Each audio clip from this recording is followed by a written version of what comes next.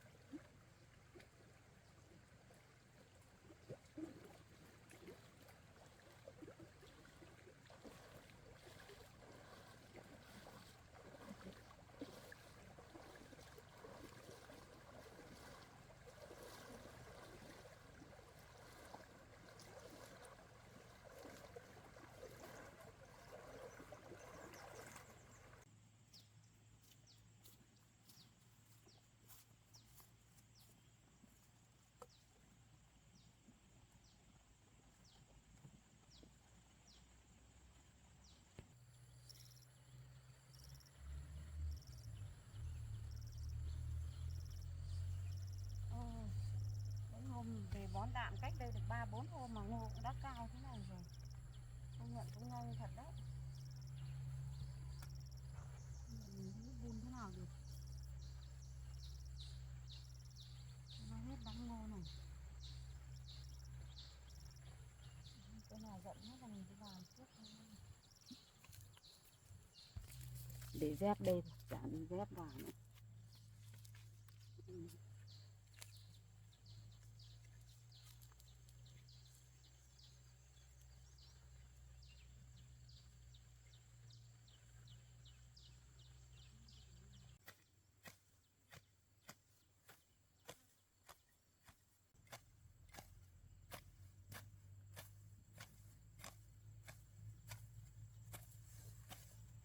Cỏ cũng lớn nhanh, ngô cũng lớn nhanh. Hôm để bón đạm nó cũng còn thấp thấp, mình bón nhẹ thôi chứ bao giờ làm xong cỏ mình bón một lượt nữa. Chỗ nào rậm nhất là rẫy, xong là mình phải thuê người phun thôi.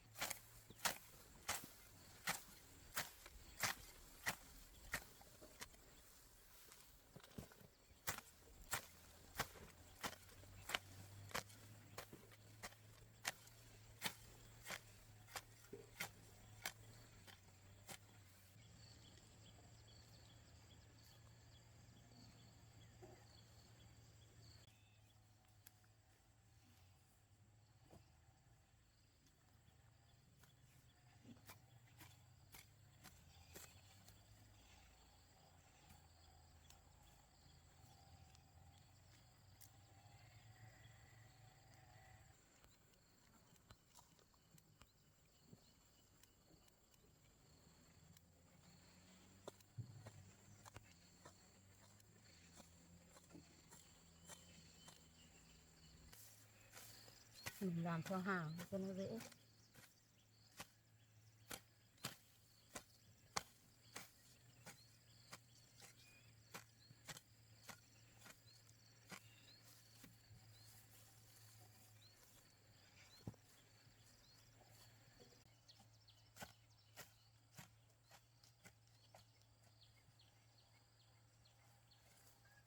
Nốt 2 khóm này nữa là hết hàng. Liệt đau lưng quá.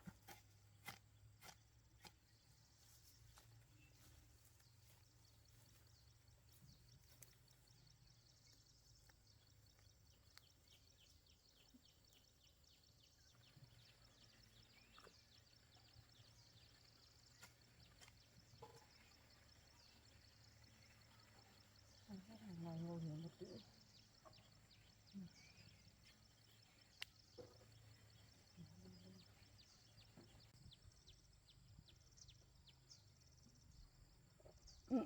Nghỉ tí giấy tiếp.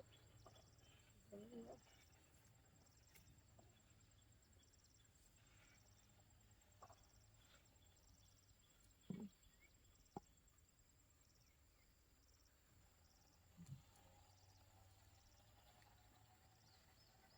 Nóng.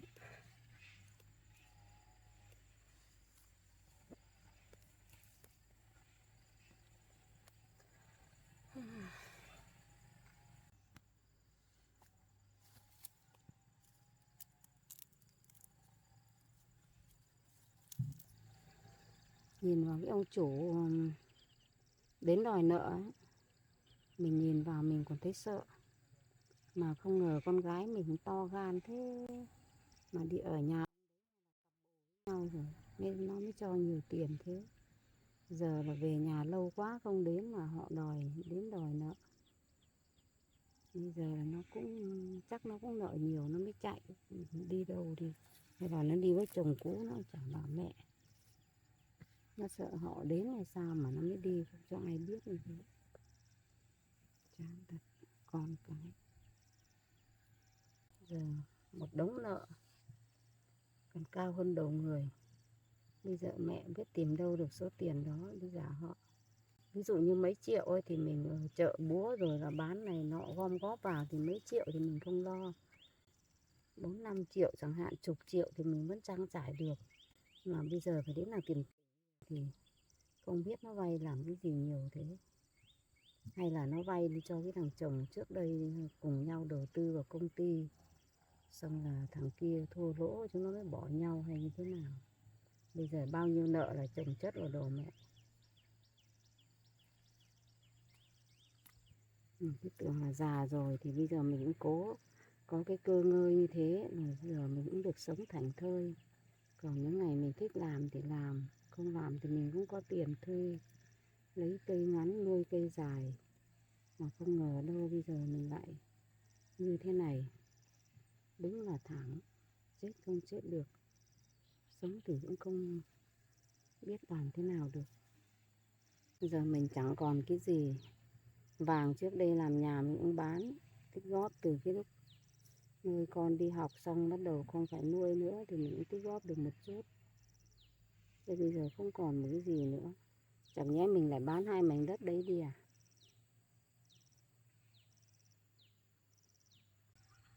Bây giờ chờ các cái cơ quan có thẩm quyền mà tìm không thấy nó tạm trú tạm vắng ở đâu thì đúng là mình cũng phải bán thôi.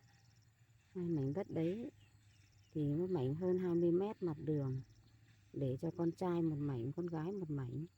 Con trai nó đi làm trang trại sau này nó cũng về thôi thì cũng để cho nó, nhưng mà bây giờ thì chắc là phải bán hết thôi.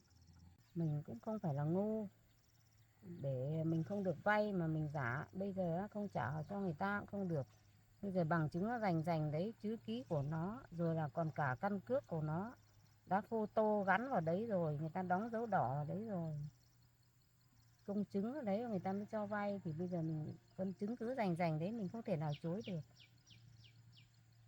Bây giờ làm tí nữa xong rồi về nhà xem là đi tìm xem có ai mua đất không. Vay thì bây giờ người ta không cho vay số tiền lớn thế, có một mình một thân già này người ta sợ làm gì người ta dám cho vay.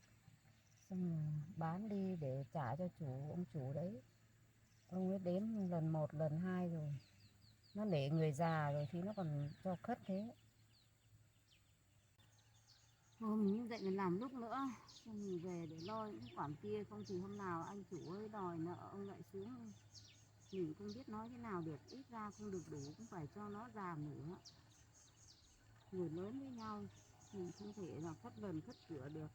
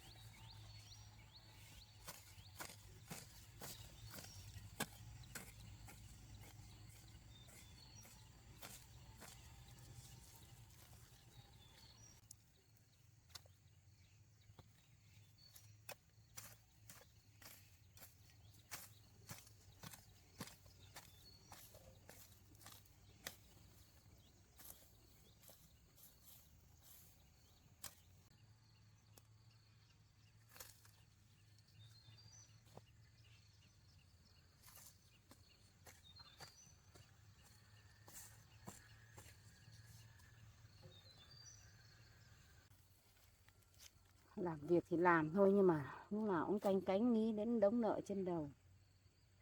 Dù làm thế nào thì làm, nợ bao nhiêu thì nợ, còn cái đất trồng lúa trồng ngô không bao giờ mình bán, không bao giờ mình trả nợ cho ai, mình cũng để nuôi sống bản thân mình.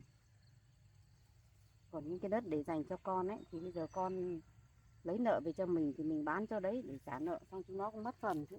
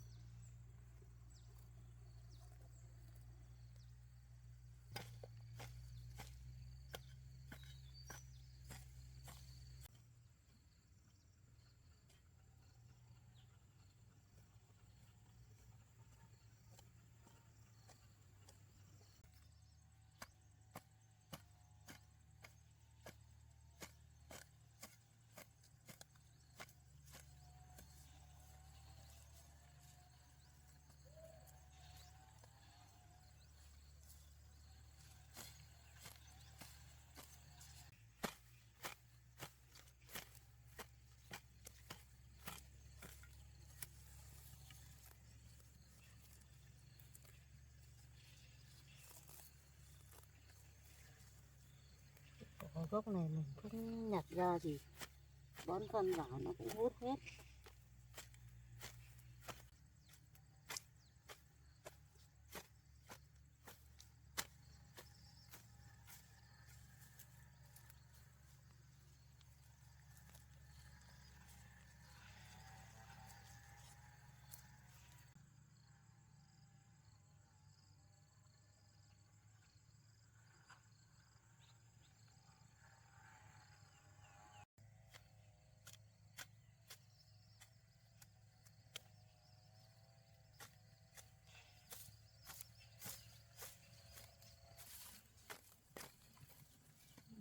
bớt cái khóm này cũng về thôi. Còn làm chả biết mới xong được, bao giờ mới xong được. Về để lo tiền nong trả nợ cho họ đã. Họ ở đây nằm trực nằm chờ, ở nhà nghỉ ăn uống họ cũng nói rõ rồi, ăn uống họ cũng mất tiền, chỗ ăn chỗ ngủ họ mất tiền. Về thôi, làm tiếp.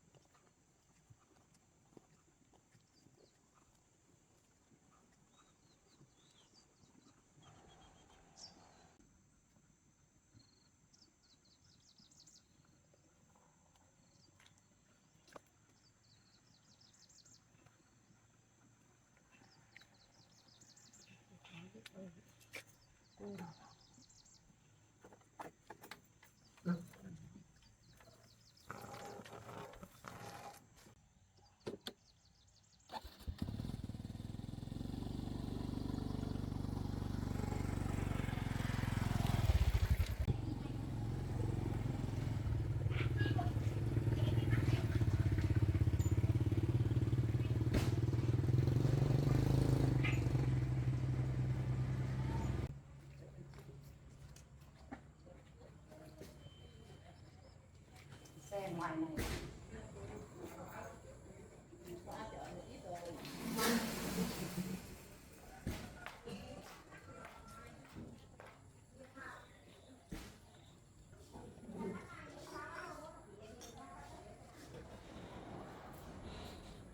nước xong rồi đi sang vườn bí một tí xem.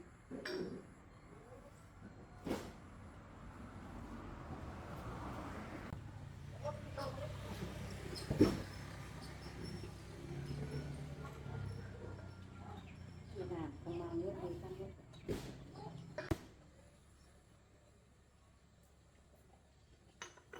Mình phải lấy đồ đi sang vườn bí xem. Bí no còn cắt lên tới nay luộc ăn.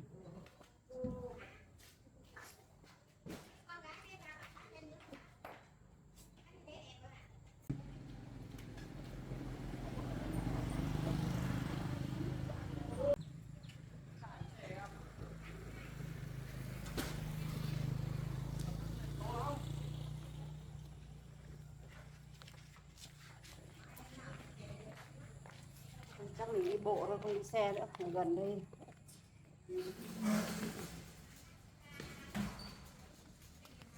Dỗ nó đi xe khó.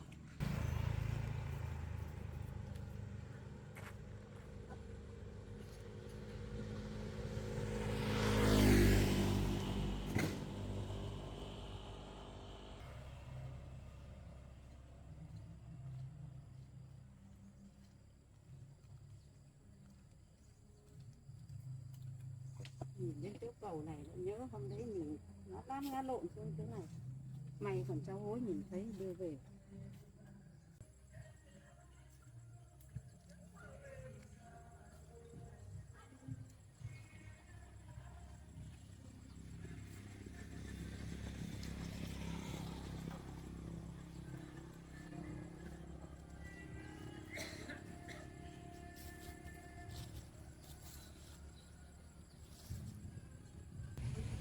Bây giờ mình bảo không chạy được tiền, nhìn cái mảnh đất này bây giờ bảo bán thì cũng tiếc lắm, làm thế nào được. Không bán thì bây giờ con gái làm một đống nợ cho mình.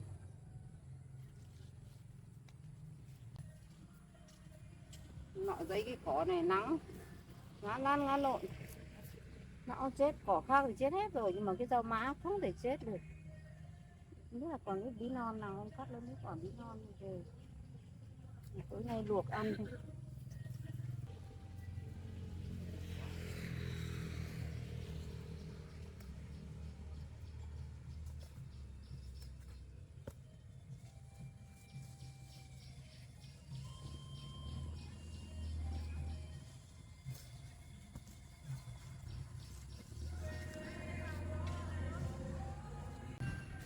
Nó xa ít rồi.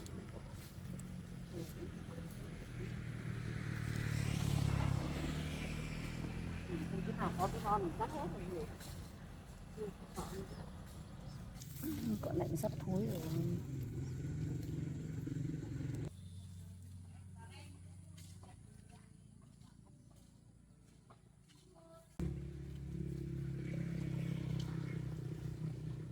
Ôi, mình tưởng quả này là nó chín đâu, thối rồi. Thối nhiều quá mí. Một mình ăn chả ăn được mấy. Ông nọ không được bảo thu. Có thời gian thì về đây xem có thì cắt đi bán. Lấy tiền cho con, mua sữa cho con. Mà nó cũng chả có bao nhiêu. Cần cái già thôi, tí non thì mỗi lần có vài quả nó không bỏ. Rồi thối hết.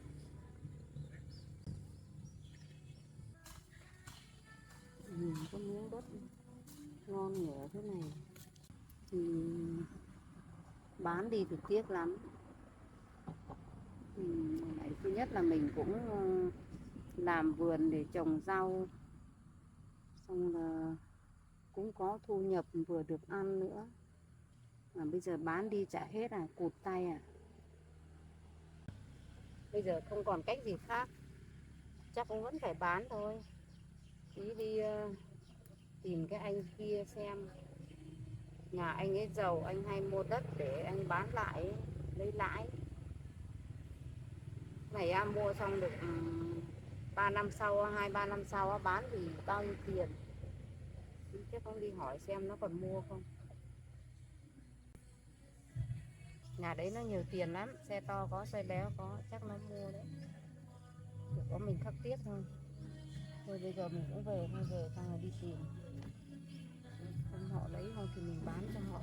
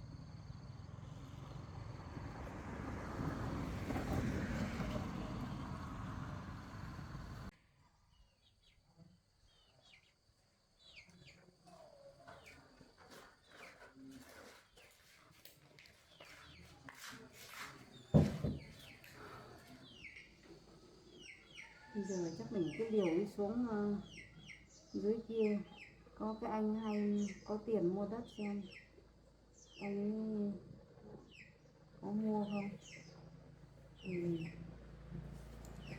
bán cho anh đấy, lấy số tiền ấy trang trải cho họ, không thì họ từ thành phố lên đây thuê nhà ở thì cứ cho họ chờ mình lâu thế này cũng không được.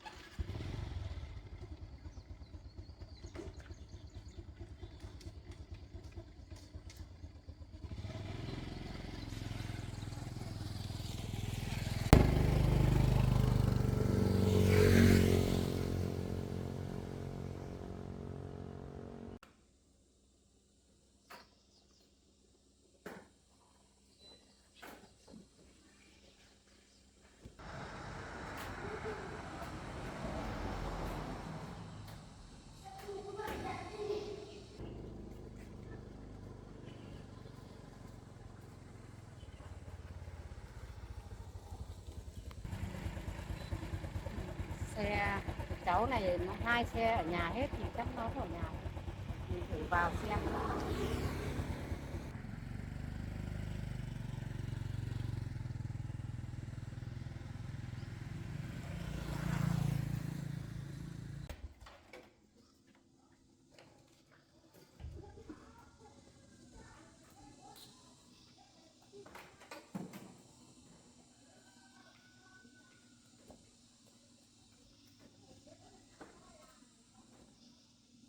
Cháu ở nhà cháu. Thế là có việc gì không cô nhỉ? Cô cũng có một chút việc đến với cháu. Có việc cô cứ nói cô. Cô thì cũng thấy cháu hay mua đất ấy. Cô cũng muốn có 1-2 mảnh đất cô muốn chuyển nhượng. Hỏi xem cháu còn có nhu cầu mua không thì xem cô để lại cho. Có mà cháu vẫn mua mà. Thế cô muốn bán là mảnh đất là đất thổ cư hay là đất đấy thì cô đất đổi cô nhỉ? Đất của cô là đất thổ cư thôi cháu ạ, đất mặt đường. Mặt đường. Đất nhà mình có sổ đỏ cho cô nhỉ? Đất cô có cháu ạ. Đất cô từ xưa rồi, cô có sổ đỏ hết rồi. Thế đất cô bán có rộng không? Chia mấy mảnh cô nhỉ? Cô có 2 mảnh, mỗi một mảnh hơn 20 mét mặt đường. Thế cô dự kiến là bán cả 2 mảnh hay là bán một mảnh? Cô dự kiến bán cả 2 mảnh. Cô định kinh doanh cái gì hay đầu tư cái gì mà bán hay nhiều đấy cô? Nói thật với cháu, ở thế này cô thì cũng không đầu tư cái gì đâu cháu ạ. Con cô nó trước đây nó đi nước ngoài làm ăn xong rồi bây giờ nó lại về nước mà lại làm cùng với một công ty, cùng với một anh giám đốc ở dưới thành phố thì rồi bảo vay số tiền lớn quá. Thế là bây giờ thì chủ nợ lên hỏi thì cô mới biết mà con cô bây giờ thì cũng không biết đi đâu rồi. Là chủ nợ nó từ dưới thành phố nó đánh ô tô lên nó đòi đó ạ. Cho nên là cô mới bảo là không biết làm thế nào được, những mảnh đất đấy cô cũng muốn để cho 2 đứa nó mỗi đứa một mảnh.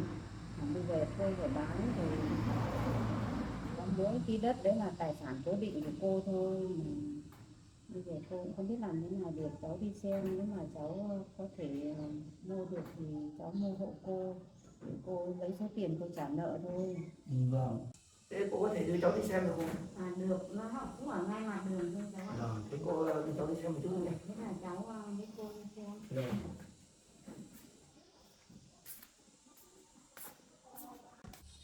Thế thì cô đi xe máy đi trước cháu ạ, để dẫn đường cháu cứ đánh xe ô tô đi. Vâng, thế cô đi trước ạ.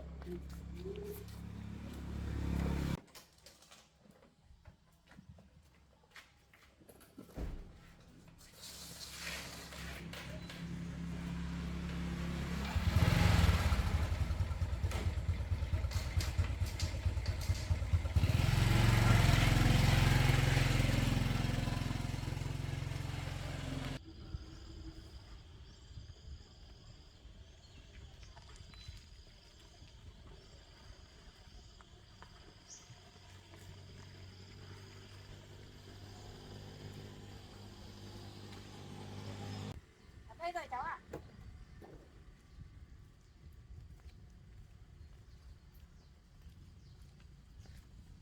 Cháu không sao nữa.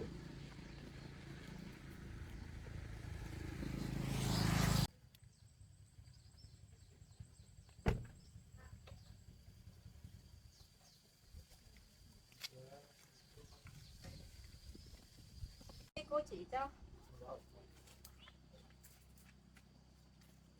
Từ chỗ kia, từ cái chỗ cây xoan kia là rào lưới là tuột xuống dưới hổm này, với lại chỗ mình đang đứng đây cũng của cô hết cháu ạ. Mày là của cô hết là cô? Vâng, mảnh này của cô hết. Mày này cô dự bán là mỗi mét là bao tiền cô nhỉ? Cái này thì cũng giá chung là mỗi 1 mét là cô bảo bán 40 triệu. 40 triệu. Ừ. Cái giá này thì cháu xem như thế nào?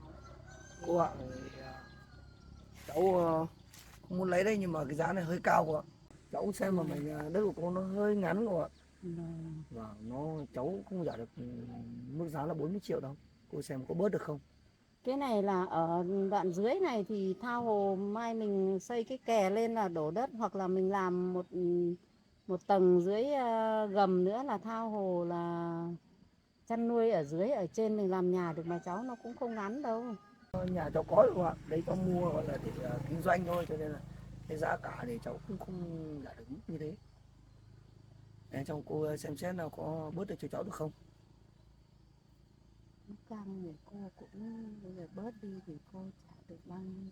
Vâng, cháu cũng biết là cô bán thế, cháu cũng không muốn ép giá này kia đâu, chẳng qua cháu không mua được cái giá như thế vì cái đất nó hơi ngắn. Cháu bây giờ cháu giả được cô bao nhiêu 1 mét này? Cô ạ, bây giờ cháu chỉ trả được 35 triệu thôi cô ạ.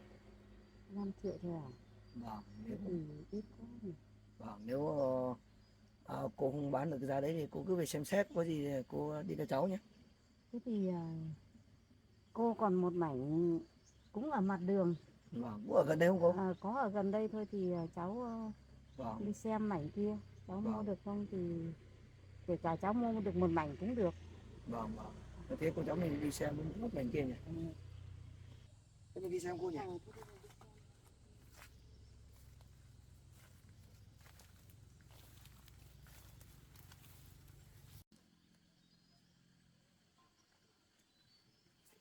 Alo.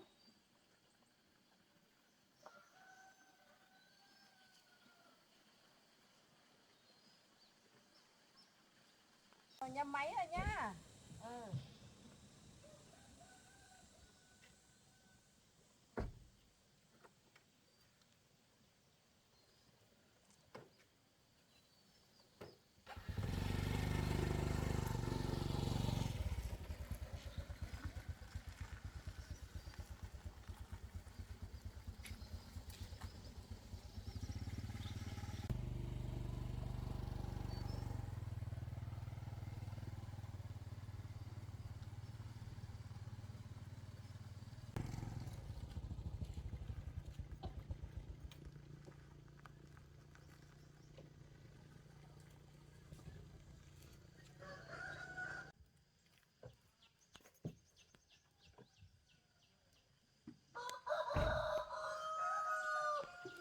Đây là cháu ạ.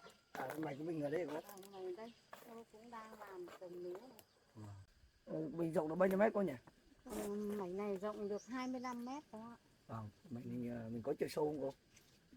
Chiều sâu cũng có tầm từ mặt đường đi khoảng 30 mét. 30 mét. Đường quốc lộ 279 này bây giờ người ta trừ hành lang là 15 mét của mặt đường rồi. Hơi ngắn. Cái này nó hơi ngắn cô ạ. Nếu mà cô tiện chỉ bán thì cháu vẫn cô lấy được. Bây giờ mình cái mảnh này là cô bán giá bao nhiêu cô? Chỗ này bên này là đất đất liền ấy, xong là đằng sau nó cũng tương đối dài, cô định bán là 50 triệu một mét cho nó. Vâng. Giá này vẫn hơi cao cô ạ. Vâng, thì nếu mà cô có tiền chí bán thì có xuống giá tiền chí bán thì cô cứ định cho cháu. Cái giá này thì cháu không lấy được. Cháu không lấy à? Vâng. Thì cô lấy giúp cô đi thì cô xuống khoảng độ 2 triệu một mét được không cháu? Không được đâu cô ạ. Giá này chắc cháu chỉ trả được khoảng 40 triệu thôi. Thế à? Vâng. 40 triệu cô không thấy tiếc lắm. Chắc 40 triệu cô chưa bán được cháu. Vâng. Thế cô nếu mà khi nào cô có thể chí bán thì cô cứ định cho cháu. 40 triệu bằng này thì cô không đủ trả nợ cháu ạ.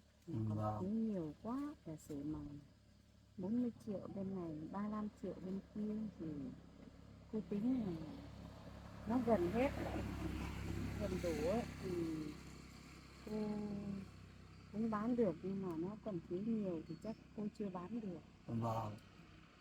Vâng, thế thì cô cứ xem xét đi, thế nào nếu mà cô muốn bán thì cô đi cho cháu.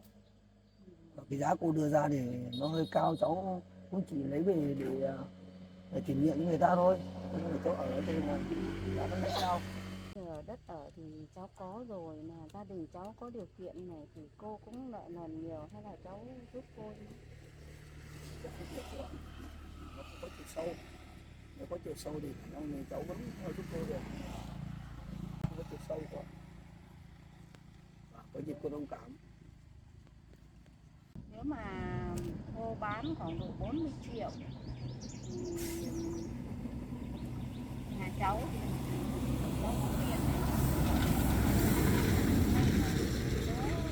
trả cho họ, cháu cũng vay thêm một ít được không? Vẫn được quá, nhưng mà cô vay trong bao lâu ạ? Cô thì cũng chưa biết hẹn cháu là bao giờ trả thì được. Như thế thì chắc không được đâu cô ạ.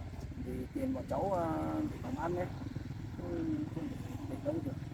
Nhưng mà nếu mà cháu cho cô vay được ấy thì mà cho cô mà con gái cô về ấy thì con gái cô đi làm cũng nhanh thôi, cũng có tiền trả cháu khoảng vài tháng thôi. Như thế chắc không được đâu cô ạ. Vì tiền của cháu là tiền làm ăn, không để lâu được. Yeah. Vâng. Như thế chắc không được cô ạ. Vâng. Nếu mà cô mà bán đất thì cô đi cho cháu. Cho vay thì để lâu được. Bán thì cô có thiện chí bán rồi, nhưng mà với cái giá như thế thì cô không đủ. Vâng. Thế Thế cô cứ về tính xem cho cô nhé. Nếu mà tiền chí bán thì cô cứ tính cho cháu. cho cô xin số điện thoại. Vâng. Số điện thoại của cháu rồi. Cháu lưu số điện thoại của cháu vào đây rồi. Có gì ý tiền cháu nhé. Thế cháu xin phép về luôn này. Có gì cháu giúp cô nhé. Vâng. Hôm nay cũng vàng nắng nữa, cháu thông cảm nhé. Vâng. Cháu xin phép cô nhé. Thế cháu về nhé. Có gì cô cứ cho cháu.